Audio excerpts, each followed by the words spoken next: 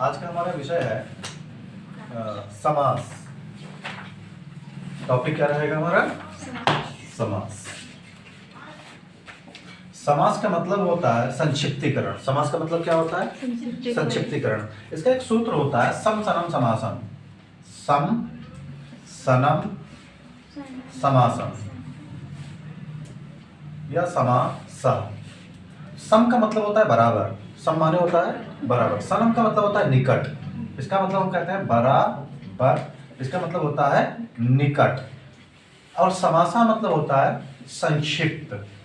अर्थात जब कोई दो पद बराबर रूप से, समान रूप से, बराबर मतलब समान रूप से निकट आते हैं तो उस निकट आने की प्रक्रिया को हम क्या कहते हैं? संक्षिप्तीकरण अर्थात समास कहते हैं।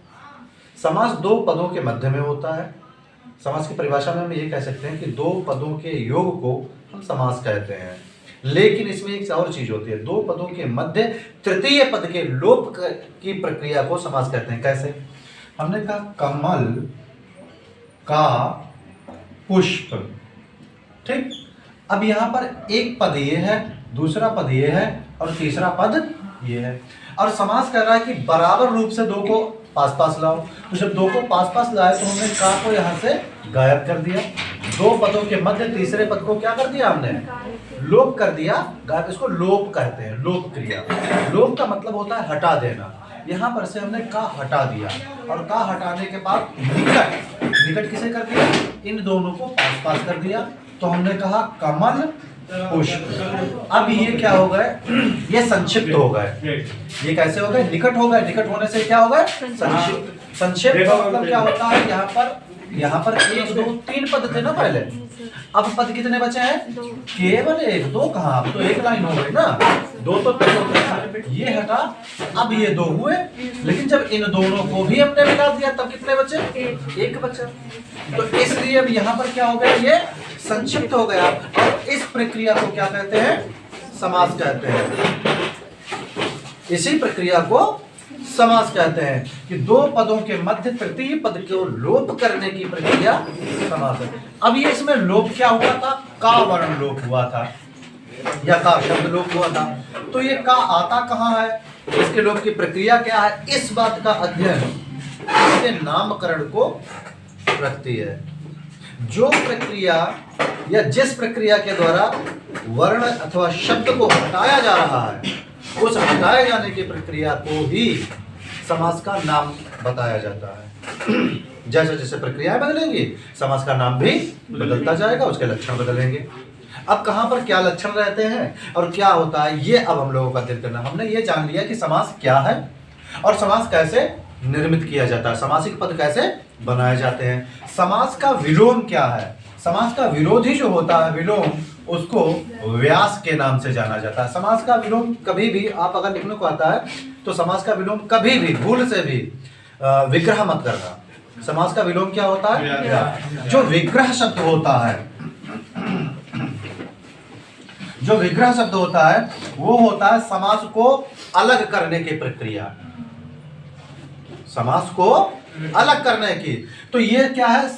कमल पुष्प समासिक पद है, इसको अलग करने की प्रक्रिया। तो हमने कहा कमल का पुष्प, ये का जो वापस हम लेकर आए हैं, इसको अलग किया है, इसको क्या कहते हैं? विग्रह। और विग्रह दो प्रकार का होता है। एक होता है लौकिक विग्रह, एक लौकिक विग्रह, और एक होता है अलौकिक विग्रह। लौकिक विग्रह जो होता है वो हम लोग हिंदी में सामान्य रूप से करते हैं, यही होता है। संस्कृत में एक अलौकिक विग्रह होता है जिसमें आपका सु और जस आदि प्रत्यय लगकर बनाया जाता है, जो आत्मनेपदी का बताया जाता है, या उस तरह से परस्मैपदी में ही जो प्रत्यय होते हैं उनको लगाकर बनाया जाता है। उससे मुझे मतलब नहीं। हाँ, बस जानने के लिए हमें इतना जान लेना चाहिए कि समास का विलोम व्यास है, समास को अलग करने की प्रक्रिया विग्रह है। विग्रह के दो भेद होते हैं, एक लौकिक विग्रह और एक अलौकिक विग्रह। आओ अब बात करते हैं समास कितने होते हैं, समास के भेद कितने हैं। तो क्या आप बताना चाहोगे समास के कितने भेद होते हैं? कितने होते हैं? 6 भेद होते हैं।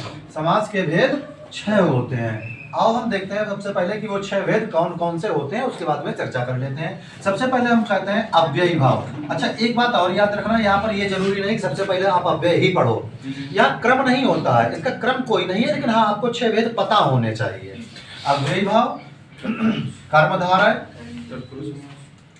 हाँ तत्पुरुष कर लो, तत्पुरुष समास, द्वंद्व समास, द्विगु समास और बहुव्रीहि समास। अब इसमें ये नहीं है कि इसका क्रम क्या है या यही वाला पहले पढ़ना, ये बात जो आपकी मर्जी है आप पढ़ सकते हो, जो आपको ठीक लगे। यहाँ क्रम की बात कोई नहीं, आपको याद भी बस होना चाहिए। हाँ ये पक्का याद होना चाहिए कि इसके भेद 6 ही होते हैं, हिंदी में 6 ही होते हैं, आपसे पूछा गया हिंदी परीक्षाओं में 6 आपका। बात करते हैं तत्पुरुष समास की कि अव्ययी भाव समास की। सबसे पहले हम अव्ययी भाव को ही अध्ययन करते हैं। अव्ययी भाव समास कहाँ पर होता है, आओ देखते हैं। ये लिख लिया होगा आपने, नोट किया है कौन कौन से भेद होते हैं, कर लो फटाफट और बताते हैं। अव्ययी भाव समास, अब हम बात करते हैं अव्ययी। अव्ययी का मतलब होता है ऐसा, अब देखो इसमें पदों की महत्ता को दर्शाया जाता है कि जहां पर जैसा पद होता है उसके आधार पर ही उसका नामकरण होता है। हम थोड़ा सा संक्षिप्त परिचय हम सबका पहले दे देते हैं। अव्यय का मतलब होता है जहां पर पहला पद अव्यय होता है, और पहला पद अव्यय का तात्पर्य होता है वह समासिक पद जिनमें पहला पद प्रधान या उपसर्ग से युक्त होता है, क्रिया विशेषण होता है, नदी संज्ञा से पूर्व संख्यावाची होता है, बारंबारता सूचक होता है। ऐसे शब्द जो होते हैं अव्ययी भाव समास कहलाते हैं। इसके बाद में आता है आपका कर्मधारय समास। कर्मधारय समास वहां पर होता है जहां पर कार्य को धारण किया जाता है, विशेषण और विशेष्य का भाव होता है। जैसे काली मिर्च, मिर्च का रंग कैसा है, काला है, तो उसमें क्या है, इसमें विशेषण विशेष मतलब उसकी विशेषता बताई ना, तो ये आपका कर्मधारय है। तत्पुरुष ये विभक्तियों पर चलता है, जैसे हमने अभी आपको बताया था कमल का पुष्प, तो का शब्द जो है षष्ठी विभक्ति में आता है, तो ये तत्पुरुष समास के अंतर होगा। फिर द्वंद्व समास, द्वंद्व का मतलब होता है झगड़ा होना। इसमें क्या होता है, विरोधी जो उदाहरण होंगे वो विरोध, जैसे माता पिता, अग्निजल, आकाश पाताल, ये विरोधी शब्द होते हैं। फिर द्विगु का मतलब होता है प्रथम पद संख्यावाची और दूसरा समूह का सूचक, और बहुव्रीहि जो होता है इसमें अन्य पद प्रधान होता है। दो पद जो आपस में मिलेंगे वो दोनों अपने अपने अर्थ को त्याग कर एक नवीन और तीसरे अर्थ को प्राप्त कर लेते हैं। तो ये तो हो गया हमारा इनका परिचय। ठीक, अब बात करते हैं अव्ययी भाव। तो अव्ययी भाव में हमने आपको बताया कि यहां पर क्या होता है, पहले हम शर्तें लिख लेते हैं अव्ययी भाव की। शर्तें कौन कौन सी हैं कि किन किन जगह पर अव्ययी भाव समास होगा। हमें ये तो कंफर्म है कि हम अव्यय ही पढ़ रहे हैं, तो अव्यय के अंतर्गत हमने कहा प्रथम पद, प्रथम पद, यहाँ पर प्रथम पद ही सब में है, ये क्या है, महत्वपूर्ण है, महत्वपूर्ण है। अब महत्वपूर्ण का मतलब क्या हुआ, महत्वपूर्ण का मतलब ये हो गया कि ये आपका प्रधान हो गया और ये अव्यय हो गया, अव्यय पद जुड़ा होगा। तो अव्यय पद होते कौन है, अव्यय होते हैं उपसर्ग। अव्यय कौन से पद होते हैं, उपसर्ग पद अव्यय होते हैं। अब इनका हम अगर उदाहरण की बात करें तो जैसे अनुरूप, हाँ अनुरूप, पहले आपका अनु ही लिख लेते हैं। अनु शब्द है, अनु क्या है, ये उपसर्ग है। अब अनु शब्द से जितने आप बना सकते हो, अनुरूप, अनुकूल, अनुभव, अनुसरण, तो ये अनु लगाकर जितने आप बना सकते हो। ऐसे ही प्रा लगाकर प्रयोग, प्रभाव, प्रकाश, ठीक, प्रतिदिन, है ना, तो इसमें प्रति उपसर्ग आ गया। प्रतिदिन, प्रतिपल, प्रतिक्षण, प्रति से जो भी बने। ऐसे ही आपका आता है यथा शब्द, यथाशक्ति, बहुत ज्यादा पूछा जाता है, सबसे ज्यादा इसको पूछा गया है अब तक। यथाशक्ति, यथा विधि, यथा अवसर, यथानुकूल, तो ये क्या है, यथा लगकर अथा लिख दिया, यथा। ठीक, इसी तरह से अन्य भी जितने भी है, जैसे आजीवन, बड़ा आ उपसर्ग, आजीवन, आमरण, आजन्म, ये शब्द कैसे होते हैं, ये सभी आपके अव्ययी भाव समास के अंतर्गत आ जाएंगे। हाँ, भर, अब जैसे भर, इसमें भी तो भर उपसर्ग ही तो है, भरपूर, भरसक, भरमार, भरपेट, और बताएं, और कोई उदाहरण याद आ रहा है, ठीक, है भरमार, तो ये सब क्या है, ये आपके उपसर्ग से युक्त है। आओ दूसरा इसका हम देखते हैं, दूसरी शर्त क्या है। दूसरी शर्त में हम यहां पर लेकर आते हैं बारंबारता सूचक। कैसे? बारंबारता सूचक। बारंबारता सूचक में कौन से होते हैं? यहां पर एक काम करो, आप आ जाओ।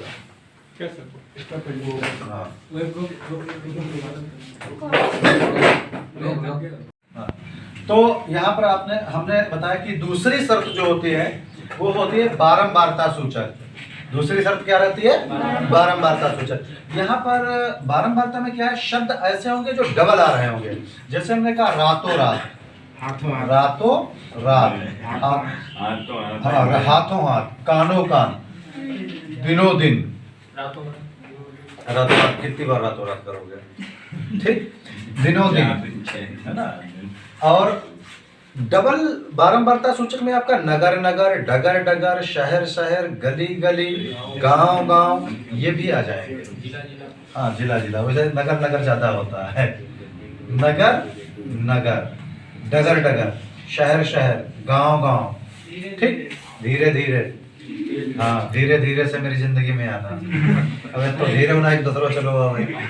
ठीक, तो ये कैसे होते हैं? ये बारंबारता सूचक होते हैं। नंबर 3 हम इसमें करते हैं।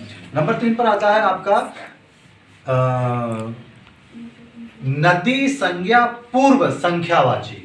यहां पर हम शर्त में क्या लिखेंगे? नदी संज्ञा पूर्व संख्यावाची। अगर कोई नदी संज्ञा, इसको बहुत समझ लेना ढंग से, ये अक्सर पूछ दिया जाता है और इसमें द्विगु समास लगाकर आते हैं बच्चे। नदी, अगर कोई नदी का नाम है, नदी का नाम क्या है? जैसे गंगा, यमुना, कोई भी नदी का नाम ले लो। चलो बस बहुत हो गए, हमने 2 नदियों का नाम ले लिया। अब इन नदी के पहले बोले नदी संज्ञा, नदी संज्ञा हो गई व्यक्तिवाची। पूर्व संख्या, पहले संख्या शब्द लगा दो। हमने कहा पंचगंगा, हमने कहा पंचगंगा, द्वि यमुना। तो पंचगंगा, अब ये बताओ कि गंगा 5 हो सकती हैं? नहीं हो सकती, गंगा तो एक ही है। तो अगर ऐसी अवस्था में आपने कोई संख्या शब्द लगा दिया पहले, तो ये अव्यय हो जाएगा। बस इसमें और कोई कलाकारी नहीं है, और कुछ ज्यादा नहीं जानना है आपको। सिर्फ इतना ही जानना है कि अगर नदी संज्ञा है और पूर्व संख्यावाची शब्द है, तो वो आपका निश्चित रूप से कहां चला जाएगा? सप्त सिंधु। सप्त सिंधु, सिंधु भी नदी है आपकी। द्वादश यमुना, कुछ भी, मतलब संख्या कोई किसी में लगा दो, कोई फर्क नहीं पड़ता है। अब बात समझ में आ गई? अब यहां पर क्या है कि सप्त सिंधु जो है ये आपके अलग भी और होगा। ये एक बात हमेशा याद रखना कि समास के अंतर्गत अगर कोई उदाहरण आपका दिया गया है, तो ये जरूरी नहीं है कि वो वहीं पर होगा, वो और भी दूसरे समास के अंतर्गत रह सकता है। ये महत्वपूर्ण बात है। समास में ये कसम नहीं खाई जाती है कि ये उदाहरण अगर यहाँ है तो दूसरी जगह नहीं होगा, ऐसा बिल्कुल नहीं है। दूसरी जगह हो सकता है उसके लक्षण के आधार पर। जैसे आपका सप्त सिंधु है, 7 सिंधुओं का समूह भी होता है। रावी, चिनाव, झेलम, सतलज, व्यास, सिंधु और सरस्वती। तो ये आपका सप्त सिंधु अर्थात 7 नदियों का समूह, तो द्विगु समास भी चला जाएगा, यही उदाहरण। और चूंकि सिंधु एक व्यक्तिगत नदी भी है, सिंधु माने नदी भी होता है और सिंधु नदी का नाम भी है। ये जातिवाचक और व्यक्तिवाचक दोनों शब्द होने के कारण ये अव्ययभाव भी है। इसके अलावा सप्त सिंधु एक जगह का भी नाम है, तो ये आपका कर्मधारय भी जाएगा, इसमें कोई बहुव्रीहि भी जाएगा। इसमें कई समास होते हैं। हाँ, इनमें ये चीज नहीं है, क्योंकि गंगा किसी नदी का नाम है व्यक्तिगत, नदी को गंगा नहीं कहते हैं, मतलब नदी का पर्याय नहीं है, अपितु नदी का नाम है, व्यक्तिगत नाम है गंगा, इसलिए ये केवल और केवल।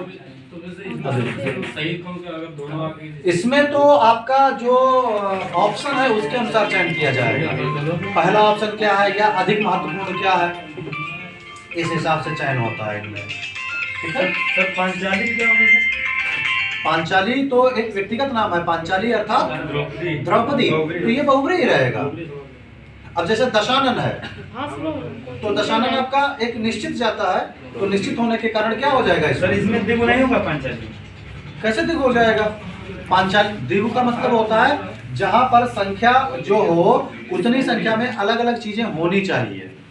तो सर जैसे इन्हें 5 पतियों की पत्नी भी कहा गया, तो पांचाली उसका अपना नाम पांचाल जो है नगर था, देश था, उसकी वो राजकुमारी थी, इसलिए पांचाली नाम था कि तुम 5 पुरुषों के कारण पांचाली था। कम से कम ये तो जानो यार।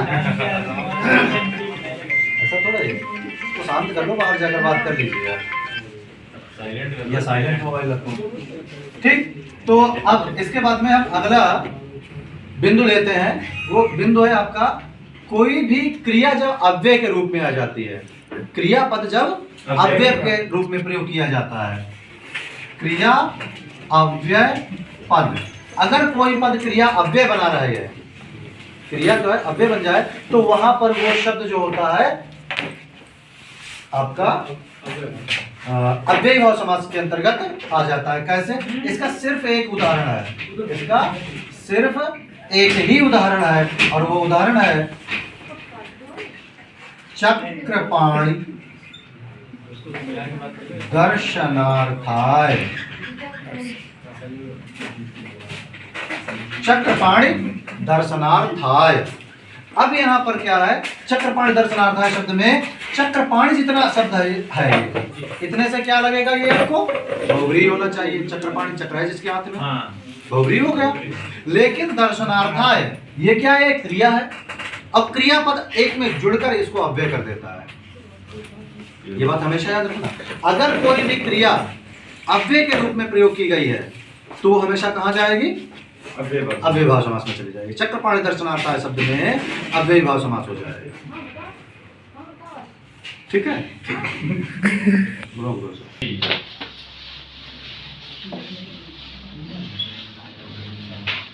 हाँ, पांचवा नियम है, अगर कहीं आपका पूर्वक और अनुसार शब्द का प्रयोग किया गया है, और ये बाद में आता है, पूर्वक और अनुसार शब्द बाद में आता है, जैसे ध्यान पूर्वक, भक्ति पूर्वक, श्रद्धा पूर्वक, यथानुसार। ठीक, तो अनुसार, यथानुसार और अनुसार किसमें आएगा? जैसे कथनानुसार, नियमानुसार, है ना। तो ये जो शब्द होते हैं, जैसे भक्ति पूर्वक, नियमानुसार, अगर ये ऐसे शब्द आते हैं, तो देखो भक्ति और नियम शब्द पर ध्यान नहीं देना है। यहां पर ये पूर्वक और अनुसार शब्द ये है, ये आपका ये क्रियात्मक आ जाते हैं, तो क्रिया अव्यय बन जाती है। ठीक, तो यहां पर आपका कौन सा रहेगा? अव्ययी भाव। ठीक, जैसे और भी आप इनके शब्द बना सकते हो, जैसे बना भक्तिपूर्वक, और क्या होता था? श्रद्धापूर्वक, निष्ठापूर्वक, शक्तिपूर्वक, यथानुसार, हाँ यथानुसार, यथानुसार, नियमानुसार, श्रद्धानुसार। जैसे नहीं कोई कहते हैं भैया जो भी आप श्रद्धानुसार दे दो, भक्तिपूर्वक दे दो, श्रद्धापूर्वक दे दो। तो ये क्या है? अब आपने यहाँ पर 5 नियम देखे इसके, जबकि किताबों में आपका केवल धड़ाधड़ यही वाला दिया होता है, बस इतना ही दिया होता है। जो भी किताबें आप देखोगे किताबों में केवल, और ये उदाहरण अगर यहाँ से आ जाते हैं तो बहुत संकट होता है कि हम कैसे नहीं, खासकर ये वाले उदाहरण, इनमें आप क्या समझते हो? ये द्वंद्व समास होगा, रातों रात, दिनों दिन, कानों कान। पूर्वक में वो तत्पुरुष भी तो है सर, भक्ति पूर्वक है जो नहीं, तत्पुरुष नहीं होगा, ना तत्पुरुष नहीं, इसमें वो हो सकता है क्या नाम? कर्मधारय है। लेकिन नहीं, यहाँ पर आपका पूर्वक शब्द है। अगर ये अव्ययी भाव ना हो तो कर्मधारय होगा। यहाँ पर यह भी देखा जाता है कि प्राथमिकता आप किसे देंगे, प्राथमिकता आप कहाँ दोगे? अव्ययी भाव समास को दोगे। तो एक बार देख लेते हैं क्या क्या उसमें शर्तें हैं। जहाँ पर प्रथम पद महत्वपूर्ण होता है, प्रधान होता है, अव्यय हो और उपसर्ग हो, वहां पर भी अव्ययी भाव समास। जहाँ बारंबारता सूचक, अव्ययी भाव समास। नदी संज्ञा पूर्व संख्यावाची, अव्ययी भाव समास। क्रिया अव्यय पद हो जाए, अव्ययी भाव समास। अगर पूर्वक और अनुसार क्रिया के आधार पर अव्यय बनाए शब्द, तो भी क्या हो जाएगा? अव्ययी भाव समास। कोई समस्या है इतने में? नहीं। ठीक।